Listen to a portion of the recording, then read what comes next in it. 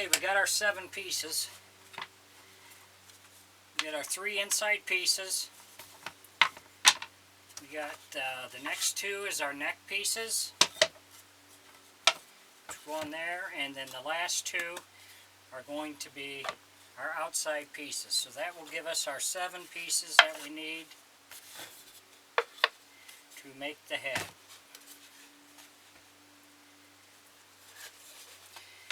And we also have the ears that we made for it, or the horns we made for them.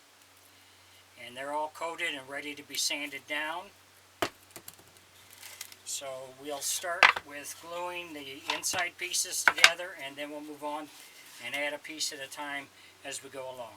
If you enjoy my videos, please like and subscribe on my YouTube page. I'd appreciate it. If you have any questions or comments, put it in my comment section. I'll get back with you. Thanks for watching.